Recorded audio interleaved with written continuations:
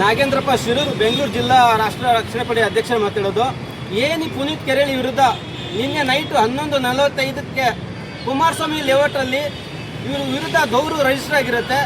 14 ಗಂಟೆ ಒಳಗಡೆ ಈ ಪುನೀತ್ ಕೆರೆಳಿನ ಅವ್ರ ಊರು ಕೆರೆಳಿ ಹಾಸನ ಹತ್ರ ಹೋಗಿ ಅರೆಸ್ಟ್ ಮಾಡಿರ್ತಾರೆ ಪೊಲೀಸರು. ಅಂಥ ಗಣಂದೇರಿ ಕೆಲಸ, ಅಂಥ ತಪ್ಪು ಕೆಲಸ, ಅಂಥ ದೇಶದ್ರೋಹಿ ಕೆಲಸ ಏನು ಮಾಡಿದ್ರು ಪುನೀತ್ ಕೆರೆಳಿ ಅವರು?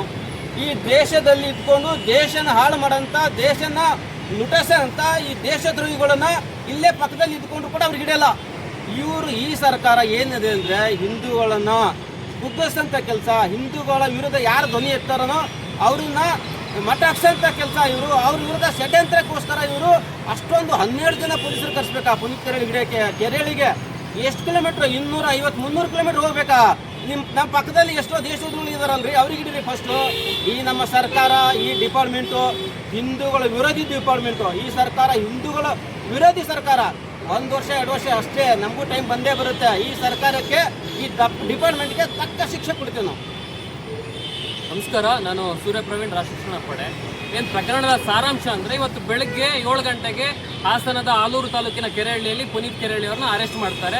ಬೆಂಗಳೂರಿನಿಂದ ಕುಮಾರಸ್ವಾಮಿ ಲೇಔಟ್ ಪೊಲೀಸ್ ಸ್ಟೇಷನ್ ಹಾಗೂ ಇನ್ನಿತರ ಪೊಲೀಸ್ ಸ್ಟೇಷನ್ಗಳಿಂದ ಒಟ್ಟು 10-12 ಜನ ಪೊಲೀಸ್ ಸಿಬ್ಬಂದಿಗಳು ಹೋಗಿ ಟೆರರಿಸ್ಟನ್ನು ಹಿಡಿಯೋ ರೀತಿಯಲ್ಲಿ, ಸಿನಿಮೀಯ ರೀತಿಯಲ್ಲಿ ಹೋಗಿ ಅರೆಸ್ಟ್ ಮಾಡ್ತಾರೆ. ಪ್ರಕರಣ ಏನಂದರೆ, ಈ ಅಬ್ದುಲ್ ರಜಾಕ್ ಅನ್ನೋ ಒಬ್ಬ ಮುಸ್ಲಿಂ ಮುಖಂಡ ನಿನ್ನೆ ರಾತ್ರಿ 2ನೇ ತಾರೀಕು ರಾತ್ರಿ 11:45ಗೆ ಒಂದು ಕಂಪ್ಲೇಂಟ್ ಕೊಡ್ತಾನೆ ಕುಮಾರಸ್ವಾಮಿ ಪೊಲೀಸ್ ಸ್ಟೇಷನಲ್ಲಿ. ಆ ಕಂಪ್ಲೇಂಟನ್ನು ಆಧರಿಸಿ ಕೇವಲ 15 ನಿಮಿಷದ ಒಳಗಾಗಿ, ಅಂದರೆ ಅದೇ 2ನೇ ತಾರೀಕು ಮಧ್ಯರಾತ್ರಿ 12 ಗಂಟೆಯ ಒಳಗಾಗಿ FIR ದಾಖಲಾಗುತ್ತೆ. ಆ FIR ದಾಖಲಾಗಿ ಬೆಳಗಿನ ಜಾವ 7 ಗಂಟೆ ಅಷ್ಟರಲ್ಲಿ ಪುನೀತ್ ಕೆರೆಹಳ್ಳಿ ಅವ್ರನ್ನ ಹಾಸನದವರ ಮನೆಗೆ ಹೋಗಿ ಪೊಲೀಸರು ಅರೆಸ್ಟ್ ಮಾಡ್ತಾರೆ. ಯಾಕೆ ಅಂದರೆ, ಒಂದು 15-20 ದಿನಗಳ ಹಿಂದೆ ಮಂಗಳೂರಿನ ಒಬ್ಬ ಮುಸ್ಲಿಂ ವ್ಯಕ್ತಿ ಪುನೀತ್ ಕೆರೆಹಳ್ಳಿ ಅವರಿಗೆ ಫೋನ್ ಮೂಲಕ 50 ಲಕ್ಷದ ಸುಪಾರಿ ಕೊಟ್ಟು ನಿನ್ನನ್ನು ಕೊಲೆ ಮಾಡ್ತೀವಿ ಎಂಬ ಬೆದರಿಕೆ ಹಾಕಿರ್ತಾರೆ. ಈ ಒಂದು ಫೋನ್ ಕಾನ್ವರ್ಸೇಷನ್ ಅಲ್ಲಿ ಪುನೀತ್ ಕೆರೆಹಳ್ಳಿ ಅವರು ಒಂದಷ್ಟು ವಿಚಾರಗಳನ್ನ ಮಾತಾಡ್ತಾರೆ. ಆ ವಿಚಾರ ನ್ಯಾಷನಲ್ ಟಿವಿ ಎಂಬ ಒಂದು ಚಾನೆಲ್ನಲ್ಲಿ ಪ್ರಸಾರ ಆಗಿರುತ್ತೆ. ಆ ಪ್ರಸಾರದ ಸಾರಾಂಶವನ್ನು ಇಟ್ಕೊಂಡು ಈ ಥರ್ಡ್ ಪಾರ್ಟಿ, ಪ್ರಕರಣಕ್ಕೆ ಸಂಬಂಧವೇ ಇಲ್ಲದಂತಹ ಅಬ್ದುಲ್ ರಜಾಕ್ ಬಂದು ಪೊಲೀಸ್ ಸ್ಟೇಷನಲ್ಲಿ ಕಂಪ್ಲೇಂಟ್ ಕೊಡ್ತಾರೆ.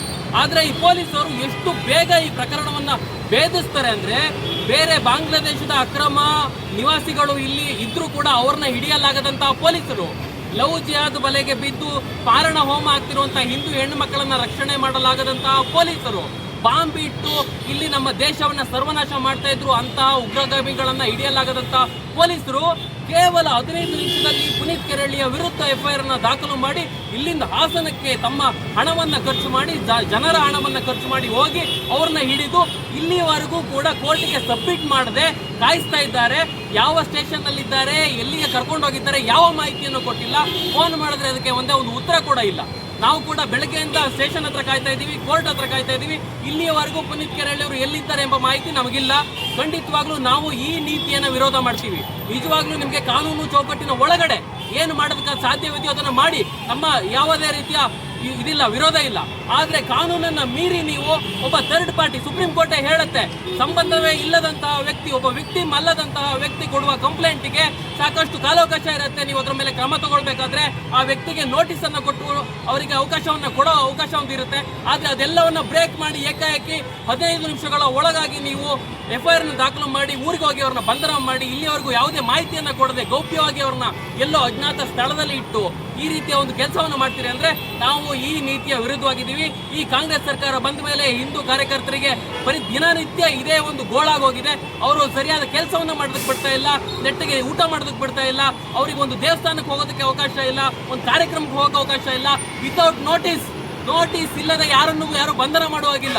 ಆದರೆ ನೋಟಿಸ್ ಅನ್ನೇ ಕೊಡದೆ 10-15 ಜನ ಪೊಲೀಸರು ಹೋಗಿ ಪುನೀತ್ ಕೆರೆಹಳ್ಳಿ ಅವ್ರನ್ನ ಇವತ್ತು ಅರೆಸ್ಟ್ ಮಾಡಿದ್ದಾರೆ. ಖಂಡಿತವಾಗಲೂ ಇದೆಲ್ಲ ಬದಲಾಗದೇ ಇದ್ರೆ, ನಮಗೆ ಸೂಕ್ತ ನ್ಯಾಯ ಸಿಕ್ಕಿಲ್ಲ ಅಂದ್ರೆ ನಾಳೆ ನಾವು ಮುತ್ತಿಗೆಯನ್ನು ಹಾಕಬೇಕಾಗತ್ತೆ. ಈ ಸರ್ಕಾರ ಖಂಡಿತವಾಗ್ಲೂ ನಾವು ಇರೋದಕ್ಕೆ ಬಿಡೋದಿಲ್ಲ. ಖಂಡಿತವಾಗ್ಲೂ ಉಗ್ರವಾದ ಹೋರಾಟವನ್ನು ಮಾಡ್ತೀವಿ. ಆದಷ್ಟು ಬೇಗ ಪುನೀತ್ ಕೆರೆಹಳ್ಳಿ ಎಲ್ಲಿದ್ದಾರೆ ಎಂಬ ಮಾಹಿತಿ ಕೊಡಬೇಕು ಹಾಗೂ ಅವ್ರನ್ನ ಶೀಘ್ರವಾಗಿ ಕೋರ್ಟ್ಗೆ ಸಬ್ಮಿಟ್ ಮಾಡಬೇಕು ಅಂತ ನಾನು ಕೇಳ್ಕೊತೀನಿ. ನಮಸ್ಕಾರ.